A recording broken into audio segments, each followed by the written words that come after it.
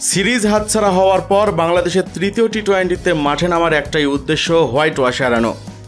2024 সালে বাংলাদেশ ওয়েস্ট ইন্ডিজের মাটিতে তাদেরকে হোয়াইট ওয়াশ করেছিল।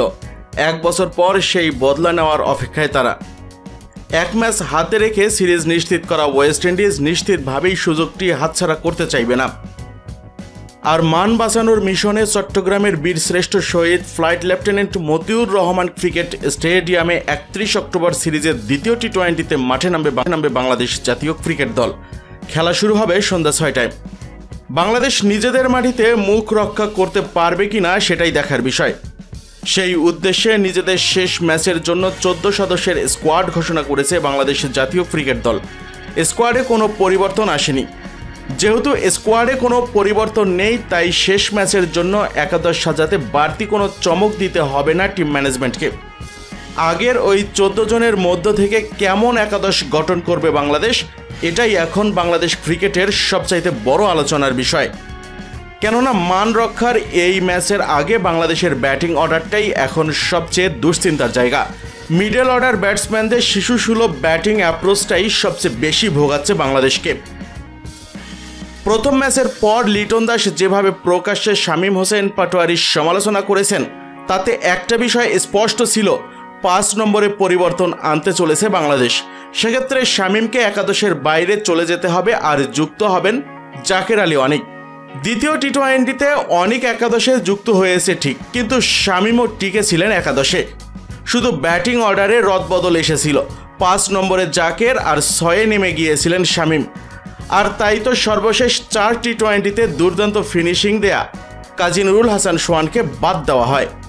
কিন্তু প্রশ্ন হলো, এই 5 নম্বর পজিশনে জাকের আলী নিজেও স্টেবল না। সেটা আরও স্পষ্ট হয় দ্বিতীয় ম্যাচে তার ব্যাটিং অ্যাপ্রোচ, স্ট্রাইক রোটেশনের দুর্বলতা আর মাঠের চারদিকে শর্টস খেলার অক্ষমতা দেখে। তাহলে সমাধান কি?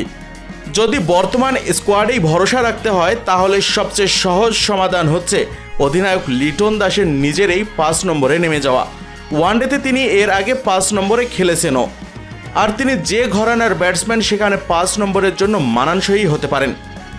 সেক্ষেত্রে পারভেজ হোসেন ইমনকে সাথে নিয়ে ওপেন করতে নামবেন তানজিদ হাসান তামিম। 3 নম্বরে সাইফ হাসান নামবেন। সাইফ হাসান 3 নম্বরে আগেও খেলেছেন, সেটা সমস্যা হওয়ার কথাও নয়। টি-20তে খুব ভালো শেফে নেই তাওহিদ হৃদয়ও, তবুও এই ম্যাচেও টিকে যেতে পারেন তিনিও। এখন কথা হলো, পারভেজ ইমন ফিরলে বাদ পড়বেন কে? এক্ষেত্রে একাদশ থেকে বাদ পড়তে পারেন শামীম হোসেন পাটোয়ারি। এটা হওয়ার পসিবিলিটিই বেশি। আর এমনটা হলে একাদশে টিকে যাবেন তাওহিদ হৃদয়। এছাড়া বোলিং ডিপার্টমেন্টে কোনো পরিবর্তনের সুযোগ নেই। এখন কথা হলো, একাদশে 1 নাকি 2টা পরিবর্তন আনবে টিম ম্যানেজমেন্ট। সত্যি যদি 2টি পরিবর্তন একাদশে আসে, তাহলে সোহান আবারও একাদশে ফিরতে পারেন। তাহলে চলুন মিলিয়ে নেই ওয়েস্ট ইন্ডিজের বিপক্ষে শেষ ম্যাচে বাংলাদেশের সম্ভাব্য সেরা একাদশটা কেমন হতে পারে। তানজিদ তামিম, পারভেজ ইমন, সাইফ হাসান, তাওহিদ হৃদয়, লিটন দাস, জাকের আলী অনিক অথবা নুরুল হাসান সোহান, নাসুম আহমেদ, তানজিম সাকিব, রিশাদ হোসেন, তাসকিন আহমেদ এবং মুস্তাফিজুর রহমান। কিন্তু দর্শক মণ্ডলী, আপনাদের কাছ থেকে জানতে চাইব, শেষ ম্যাচে ওয়েস্ট ইন্ডিজের বিপক্ষে বাংলাদেশের মূল একাদশে আপনারা কোন কোন ক্রিকেটারকে দেখতে চান? আপনাদের মতামতটি জানিয়ে দিন ইউটিউব চ্যানেল মিক্সার ওয়ার্ল্ডকে। আপনাদের মতামতটি জানাতে ভিডিওটির নিচে কমেন্ট বক্সে কমেন্ট করুন।